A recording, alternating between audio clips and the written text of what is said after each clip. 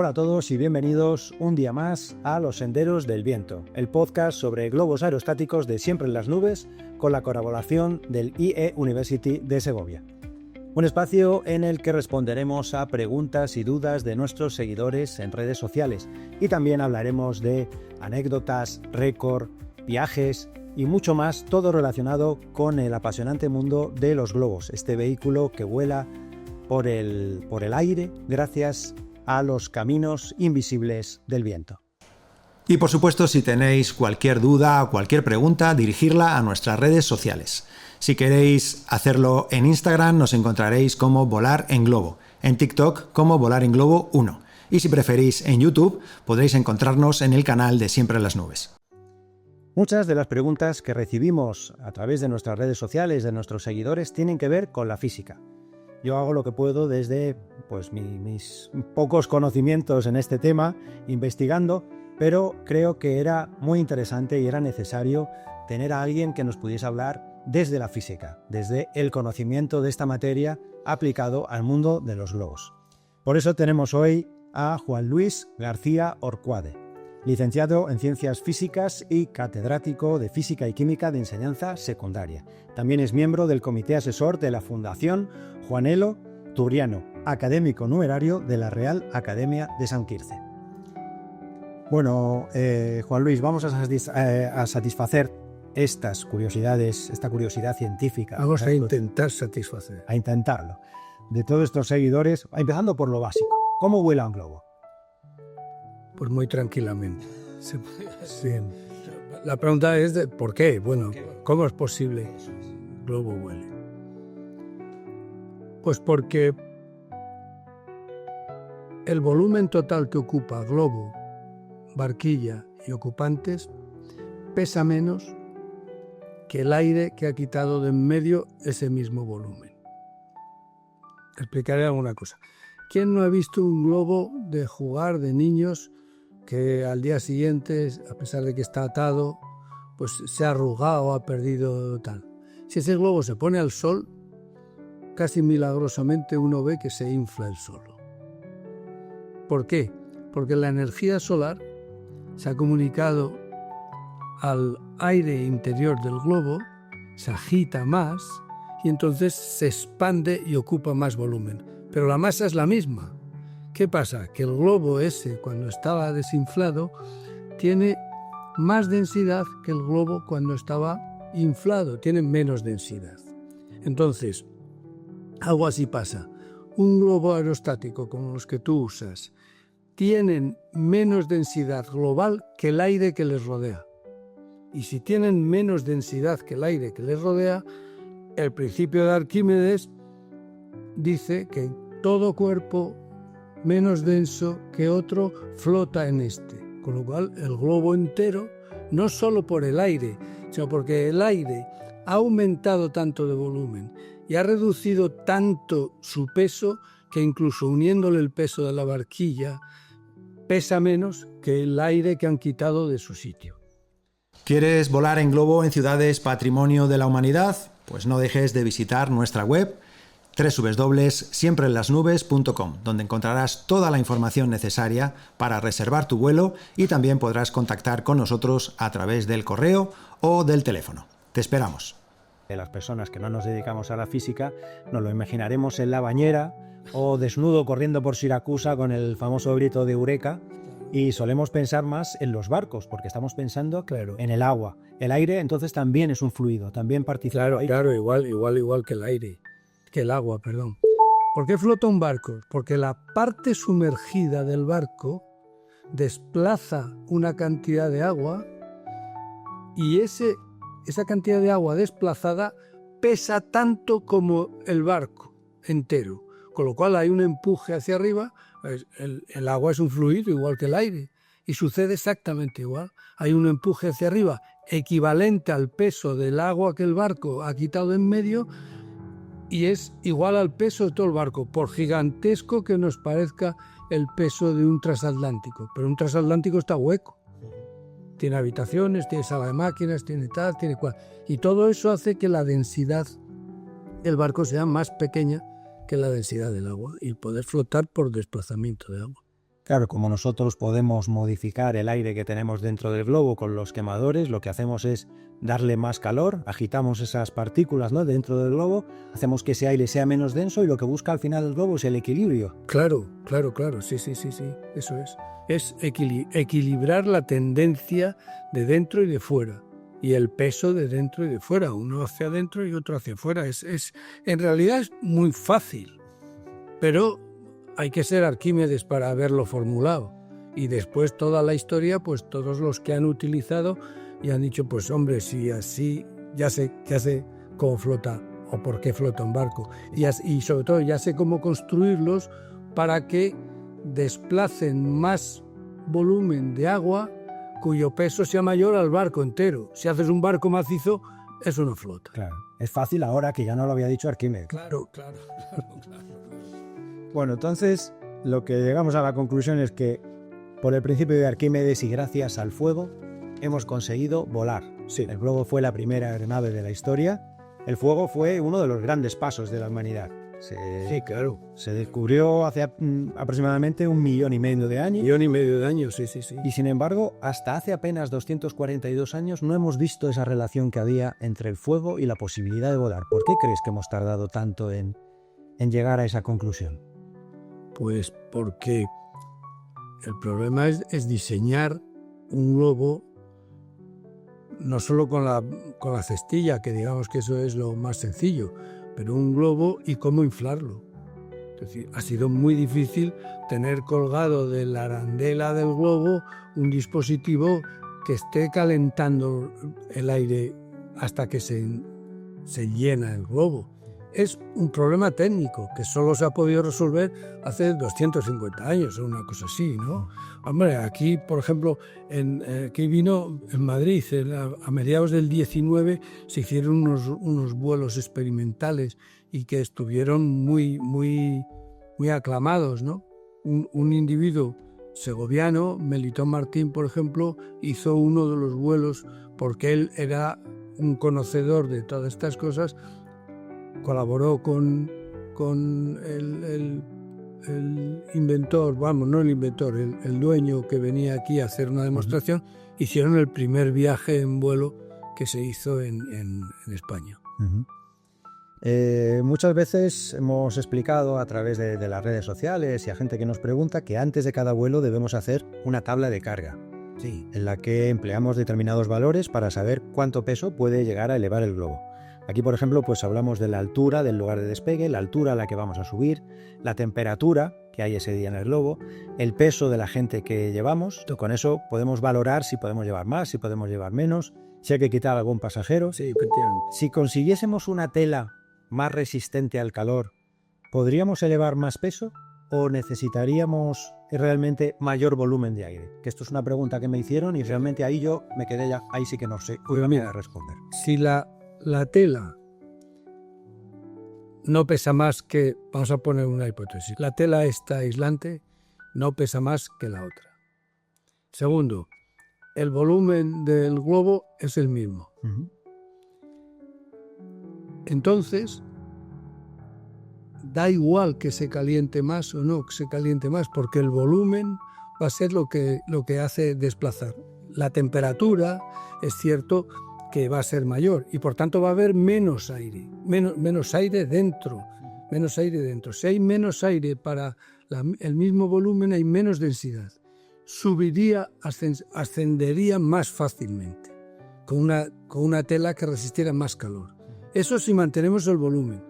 Si engrandecemos el volumen, depende ya de cuánto aumente el peso con el nuevo tamaño del globo. Esos son cálculos que, se podrán hacer, pero son de ingeniería, de construcción de globos y de la tela de cuánto es, etcétera, etcétera. Se podría decir entonces que ambas opciones podrían ser buenas, aunque habría que estudiar cuál sería mejor y cuál más efectivo. Sería muy importante ver el aumento de volumen del globo, cómo se relaciona con el aumento de peso del mismo. Si esa tela, que es más resistente a la temperatura, no aumenta proporcionalmente el peso a lo que disminuye el volumen, o aumenta el volumen, pues entonces bien, puede subirse muy bien.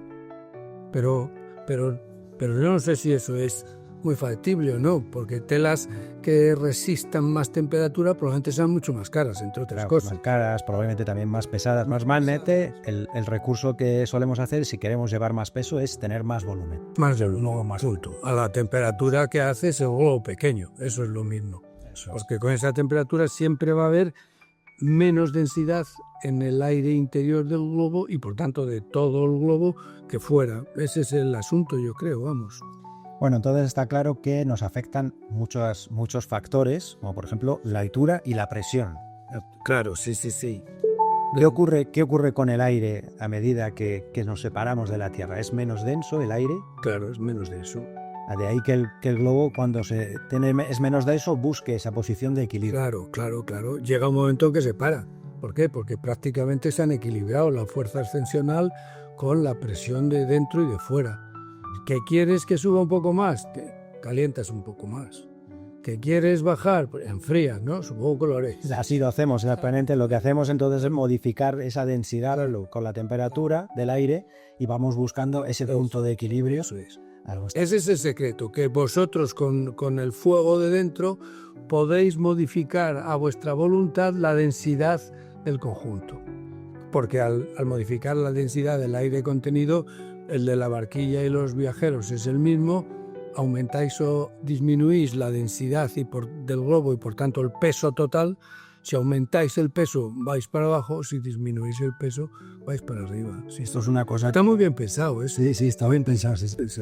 Los hermanos Montgolfier le dieron a él a coco. Menudo. Hay una cosa muy curiosa que nuestros pasajeros no les cuesta entender. Esto no te lo había preparado aquí, pero es que me ha venido a la cabeza y es el hecho de que el globo sea más ligero que el aire que le rodea, como comentabas hace un momento. Sí. Un equipo que cuando estamos en el suelo realmente es muy pesado. Claro, la gente dice, ¿cómo puedes subir esto? De 1000 y pico kilos solo de equipo, más luego los pasajeros, que pueden ser otros 1000 kilos más. Entonces parece mentira que algo, dices esto, pero esto no es más ligero que el aire, pero luego en tierra dices, esto pesa mucho, claro, es más ligero en ese momento. Ese volumen, claro. Encima de... Pero cuando tienes el volumen brutal de vuestros globos con algo que dentro es mucho menos pesado que lo de fuera, entonces es cuando se produce una más, eso se puede calcular. Hemos hecho un experimento muy curioso que es llevar el clásico pompero de los niños pequeños, de hacer pompas de jabón, sí. Y que los pasajeros cuando estamos en total equilibrio hagan pompas de jabón. Y ven cómo las pompas de jabón caen y nosotros nos mantenemos en equilibrio, ¿no? Cuando les dices que todo ese globo tan enorme que tenemos encima, con toda la gente que va ahí, con todo el equipo, pesa menos que una pompa de jabón, pues les cuesta imaginárselo, pero ahí está. Es menos denso que una pompa de jabón, porque la pompa de jabón tiene aire dentro normal, no tiene aire caliente. Claro. Y entonces, con ese pequeño volumen no tiene más remedio que caer, porque añade el peso del jabón y cae como si lo sueltas desde cualquier otro lado. Sí. Si queréis vivir una aventura inolvidable, os recomendamos visitar nuestra web, siempreenlasnubes.com, para encontrar toda la información relativa a los vuelos en globo, nuestras zonas de vuelo en ciudades Patrimonio de la Humanidad y la forma de contactar con nosotros, ya sea a través del teléfono o del correo electrónico. Os esperamos. Nos han preguntado también sobre las leyes de Newton. Sí. Por ejemplo, si al accionar el quemador conseguimos una fuerza ascensional, ¿no habría una parte del globo, la barquilla, que debería tener una fuerza hacia abajo? Sí, pero eso hay que... Vamos a ver. Efectivamente, en el momento en que tú tienes una fuerza hacia arriba que no existía antes, hay una reacción del sistema con una fuerza hacia abajo que se resiste. Pero solo se resiste. Es decir, si la otra sigue aumentando, tira para arriba. Aún la resistencia. Es como cuando aceleras en un coche, te vas para atrás. Es igual. Pero el coche sigue para adelante. Entonces, una parte reacciona hacia abajo, pero el conjunto mantiene un sistema de masa-densidad que le hace subir sí o sí. Ahí me faltó haber ido a tus clases para haber podido responder a esa, que sea más difícil. Es que el principio de acción y reacción es complejo. Porque se dice así, si tú haces una fuerza sobre un cuerpo, él te hace una fuerza a ti igual. Entonces tú dices, pero entonces ¿cómo puede ser que alguien, si yo le empujo, se caiga y yo no? porque tú estás más sujeto al suelo que él está desprevenido. Y porque tu fuerza es superior a la otra. No, ¿No? no. Si tú le empujas, Ahora es igual. recibes sin voluntad de a quien empujes una fuerza igual a ti. Pero tú que empujas sabes que tienes que estar sujeto. ¿Eh? De hecho, empuja una pared y te vas. Claro. Te vas tú para atrás. Entonces, el asunto es que a quien empujas no está prevenido y entonces se cae. Entonces, si estuviera prevenido, no se cae. ¿Cómo se relaciona los vuelos en globo con la ley de Charles Gay-Lussac? De Charles y Gay-Lussac. Bueno, Gay-Lussac dice que el volumen y la temperatura de un gas a presión constante, y relaciona ambos, ¿no? Si estamos a presión constante, a mayor temperatura hay más volumen. Y si menor temperatura, menor volumen. Bueno, pues en un globo la presión a que está sometido el gas por fuera, ¿no? No es siempre la misma, porque al elevarse la presión atmosférica es menor, pues entonces no estrictamente hablando, la ley de Charles y de Gay-Lussac no sería aplicable, porque la ley de Gay-Lussac dice claramente que a presión constante el volumen y la temperatura de un gas tienen una relación inversa. No. Pero ahí no estamos a presión constante. constante. Los factores. Claro, no estamos a presión constante. Esta pregunta me gusta mucho, me la hizo un niño de 10 años. Puede parecer sencilla así en principio, pero seguro que nos hace pensar a todos. ¿Por qué razón un globo no se va al espacio? ¿Por qué no sigue subiendo indefinidamente? Pues porque si subes muy arriba, la presión exterior se hace minúscula y el globo estallaría. Llegada a cierta altura, si sigue aumentando, seguís calentando, pues puede explotar. ¿Por qué? Porque se hace tal presión desde dentro hacia afuera, que si afuera no hay presión, pues estalla.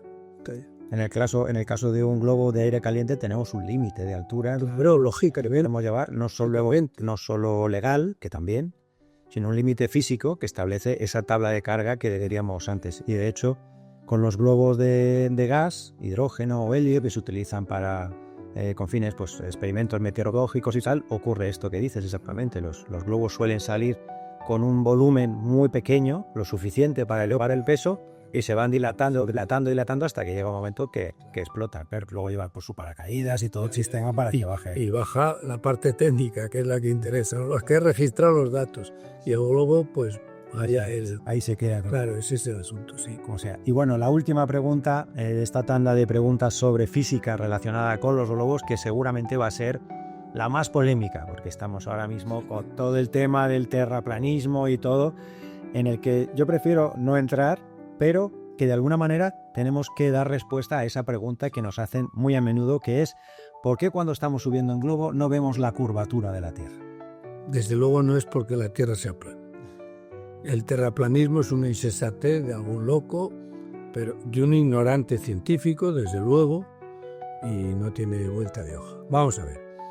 Desde el suelo, desde tu casa, desde nuestras ventanas, desde nuestros balcones, un horizonte despejado, no solemos poder ver más de entre 300 y 350 kilómetros. No, perdón, 35 kilómetros. Una cosa así. A ver, 350 kilómetros. Podemos decir que es mucho. Es como la distancia entre Madrid y Valencia. En teoría la podríamos, si estamos suficientemente lejos, la podríamos ver. Bueno, entonces, ¿qué pasa? Y eso lo vemos horizontal. Entonces, ¿por qué en 350 kilómetros no se nota la curvatura? Pues porque es ridícula frente a 40.000 kilómetros de circunferencia que tiene la esfera terrestre. 350 no es nada. Está curvo, pero no hay forma visual de apreciarlo. Ahora, ¿que se puede apreciar? Sí. Es relativamente sencillo calcularlo, pero hay que tirar un poco de matemáticas. Pero si subes a 15.000 metros de altura, se nota la curvatura. Vamos, se puede calcular. No es cosa de calcularlo aquí, pero se calcula.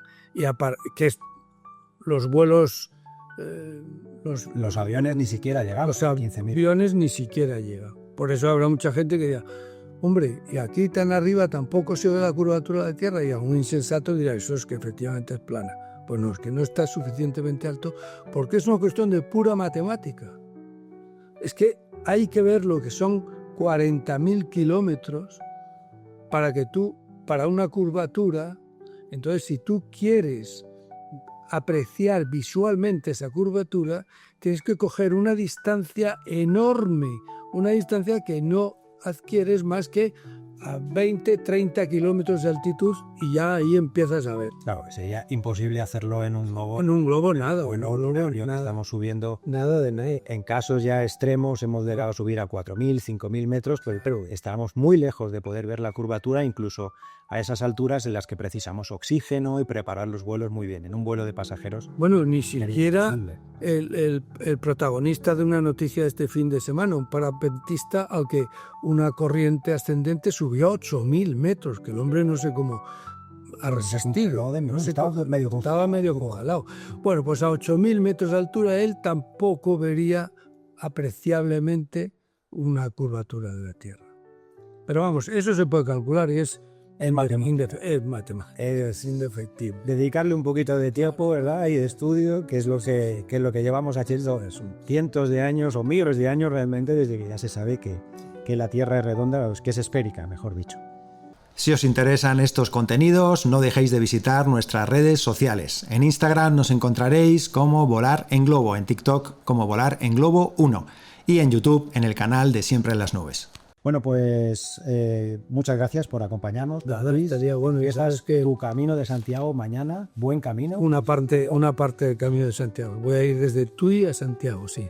Muchas gracias, espero que lo pasemos bien y no nos lesionemos, que eso es lo que siempre tiene uno que encomendarse a Santiago para no lesionarse. Es como los toreros, que se encomiendan no sé a qué vírgenes para decir que no me coja el toro. Nosotros siempre decimos que tenemos la virgencita de la aeroestación, que no es por virgen concreta, porque realmente hay veces que las cosas se resuelven de muy buena manera. Decimos, bueno, pues aquí algún tipo de ayuda tenemos que... Sí, los caminantes de Santiago también. Yo he hecho el camino desde muchísimos sitios y muchas veces. Y siempre estás en el peligro de decir, anda, que como una torcedura me impida esto y yo me vuelva para casa, y puede pasar. Una mala pisada por caminos pedregosos y tal, haces una torcedura, se te inflama el tobillo y ya te puedes ir para casa. O no puedes hacer entre 25 y 40 kilómetros que se hacen al día, no puedes hacerlo en esas condiciones. Pues nada, mucha suerte, que lo disfrutes y muchas gracias a todos por acompañarnos un día más, un episodio más en Los Senderos del Viento. Esperamos vuestros comentarios, vuestras preguntas y nos vemos muy pronto volando. En las cámaras, Mariana Ángel Reyes, Isabela Lageman y Victoria Montarello. En el sonido, Sara Gerib, todas ellas alumnas del IE University de Segovia, dirigidas por Diana Gómez Pascual.